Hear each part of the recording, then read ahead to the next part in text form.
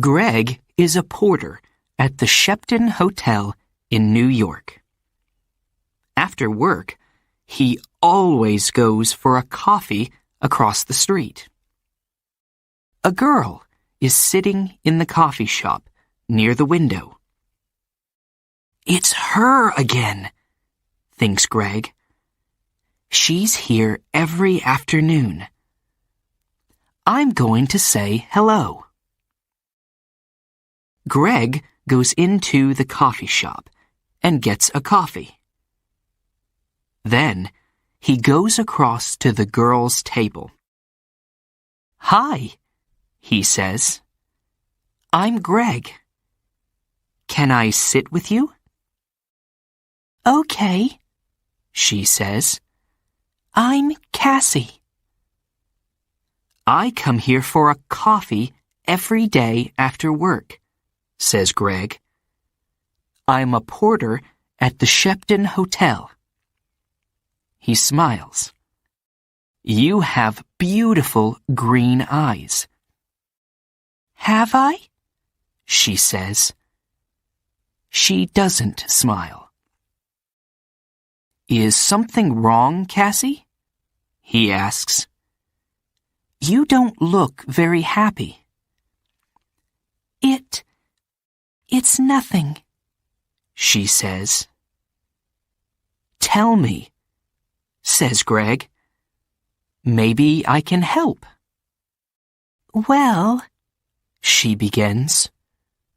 "Go on," says Greg. "My stepfather is staying at the Shepton Hotel," she says. "He has my sketchbooks. I'm an artist. When I ask him to give them to me, he says, 'No, I want you to come back home to Boston.' But I don't want to go back to Boston. He's not nice." "How long is he going to be at the hotel?" asks Greg. 2 more days, says Cassie. "He's in room 724. "Maybe I can get the sketchbooks for you," says Greg. "Maybe I can get into his room." "Can you?" she says. "Meet me here tomorrow afternoon at 4:30, says Greg. "Okay. Thank you," says Cassie. "Thank you very much." She looks at her watch. "I've got to go now. See you tomorrow." When Cassie gets back to her hotel room, she makes a telephone call. "Hello?" she says. "It's me." "It's okay. The boy's going to do it." "Yes, I'm going to get them from him tomorrow afternoon." "Okay, I can meet you there the morning after, at 10 a.m. Don't forget to bring the money, $2,000. Next morning, Greg arrives at work early. He goes to find room 724.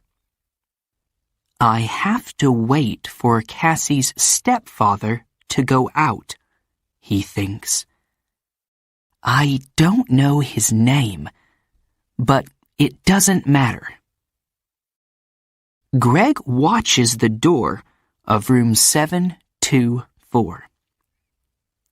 He sees the girl come to clean the rooms. Some minutes later, a man comes out of room 724. "That must be Cassie's stepfather," thinks Greg.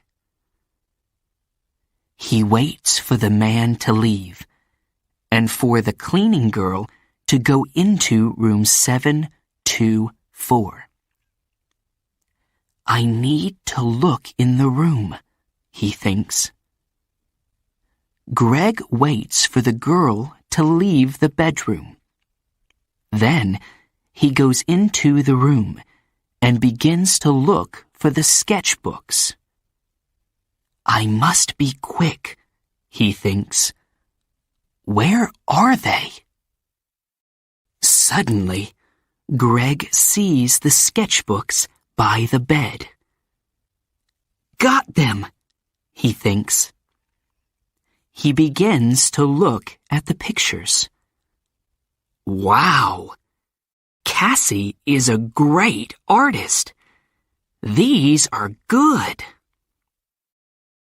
Greg is leaving the room when he hears the cleaning girl call out to him. Hey, she says, what are you doing? Come back. Greg does not stop.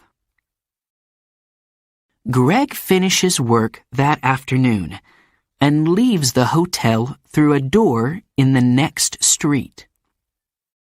When he gets near the front of the hotel, he sees the man from room 724. That's him again, thinks Greg. That's Cassie's stepfather. Greg waits for the man to go into the hotel. Then he goes to the coffee shop. Cassie is at the same table in the coffee shop. Greg gets a coffee and goes to sit with her. I have them, he says, and he puts the sketchbooks on the table. That's great, says Cassie. How can I thank you, Greg? You can meet me later, he says, after I go home and change out of my porter's uniform. I'm sorry, Greg, says Cassie. I can't tonight. Maybe tomorrow night.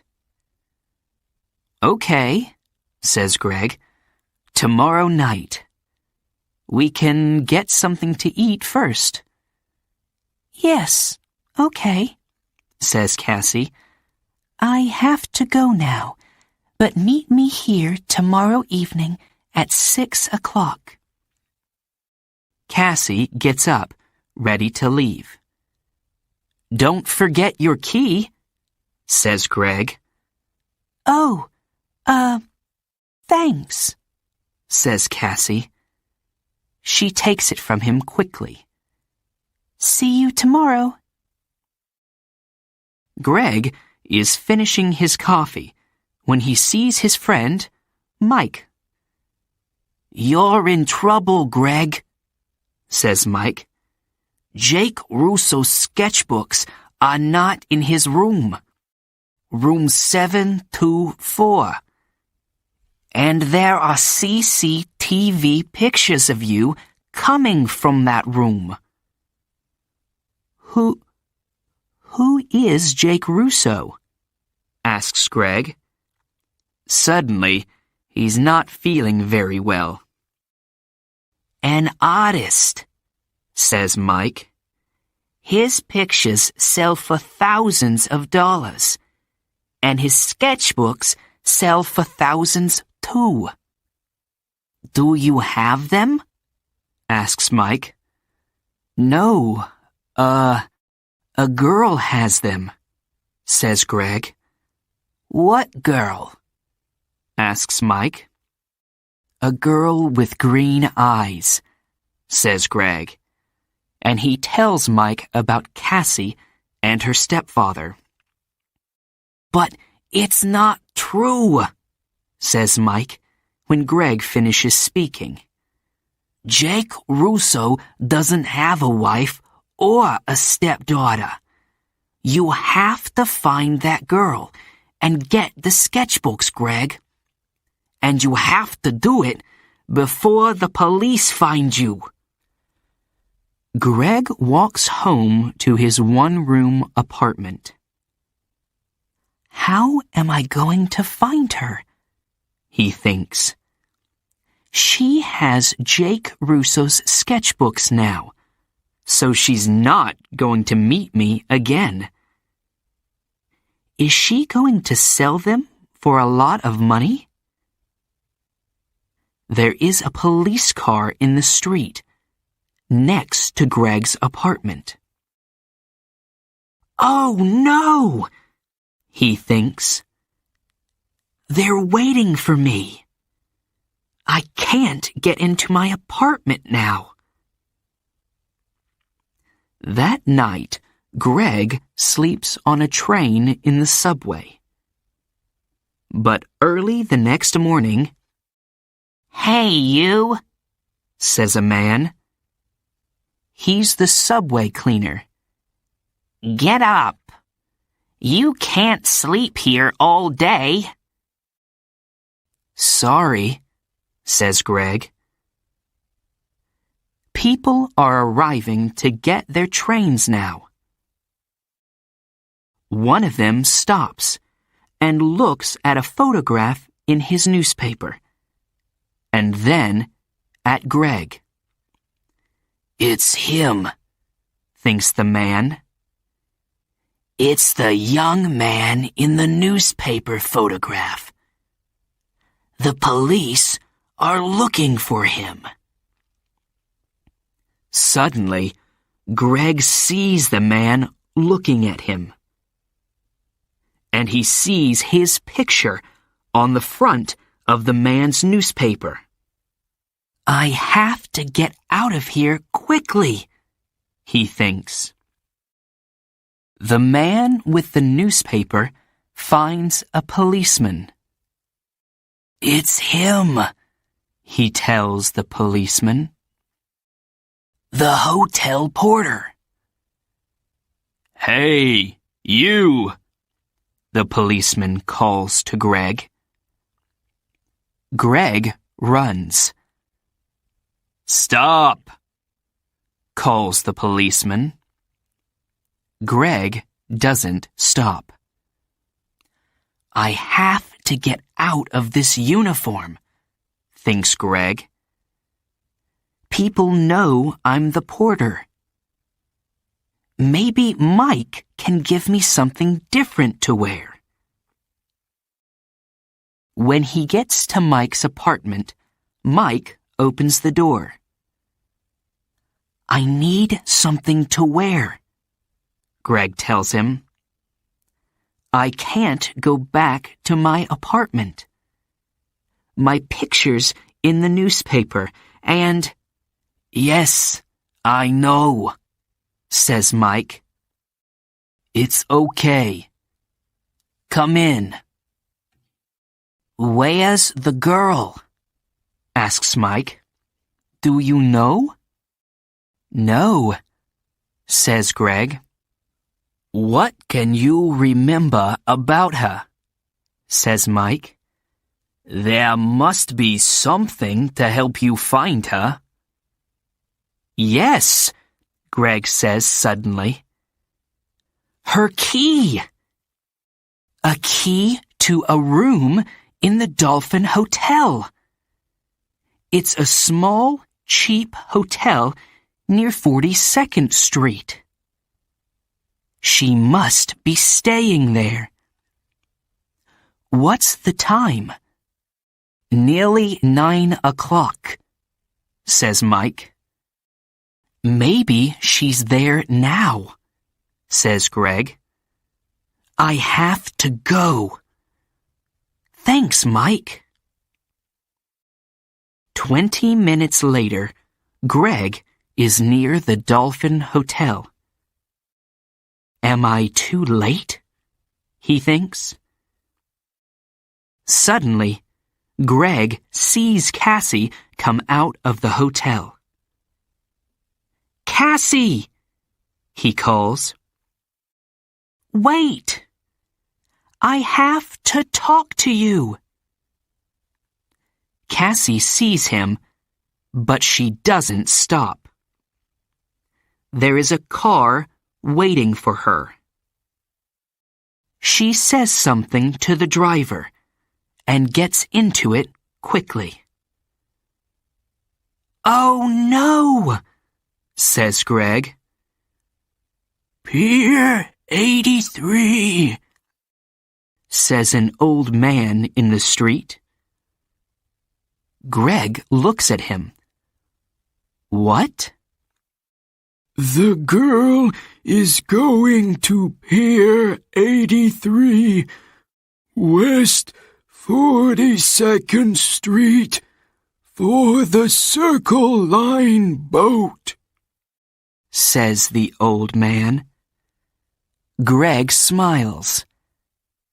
"Thanks," he says. And he begins to run. Greg runs all the way to Pier 83. People are getting on to the boat, and he gets a ticket. On the boat, Greg looks for Cassie. But a woman with a newspaper is looking at him. "It's the young man in the picture," she tells the man with her. "Call the police, Eddie." The man gets his phone and calls the police. Some time later, Greg sees Cassie. She is talking to a man. But Greg does not see two policemen get on the boat. They quickly find Greg. "Where are Jake Russo's sketchbooks?" the first policeman asks him. "I don't have them," says Greg. "You don't want me. You want her. She has the sketchbooks." "Hey, look. He's right," says the second policeman. The two policemen move quickly to Cassie and the man. "I don't understand," says Cassie. "How?" "The two of you are coming with us," says one of the policemen. "You're in trouble." Later, Greg and a policeman take the sketchbooks back to the hotel. Jake Russo is very happy to see them again.